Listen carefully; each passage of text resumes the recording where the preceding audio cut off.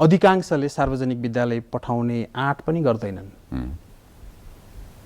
हैन।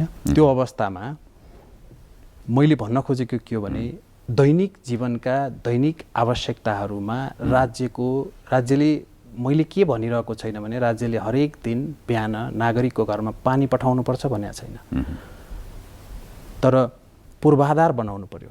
सफा शुद्ध पिउने पानीको लागि गुणस्तरीय पूर्वाधार, सार्वजनिक यातायातको लागि गुणस्तरीय पूर्वाधार, शिक्षामा गुणस्तरीय लगानी, गुणस्तरीय प्रतिफल, स्वास्थ्यमा गुणस्तरको सुनिश्चितता, यी कुराहरू हुन सकेका छैनन् नि। यसलाई सजिलोसँग मैले बुझ्दा मेरो घरमा सरकारले धारा जोडिदिएको छ, त्यसमा नियमित वा साताको 2 दिन पानी आउँछ, तर मैले पिउनका लागि भने जार किनेर पिउँछु।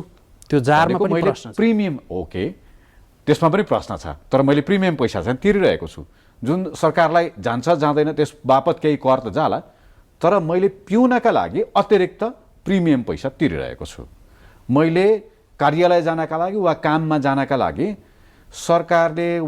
सरकारले फेसिलिटेट गरेको सार्वजनिक यातायातमा भर पर्न सक्दैन, त्यसकारण मैले ट्याक्सी प्रयोग गर्छु, पठाओ इनड्राइभ यावत प्रयोग गर्छु, वा मैले आफैले 4 पाङ्ग्रे वा 2 पाङ्ग्रे गाडी किन्छु जसको सामान्य परल मूल्यभन्दा 250% अतिरिक्त पैसा तिरेर मैले मेरो जोहो गर्छु दैनिकी।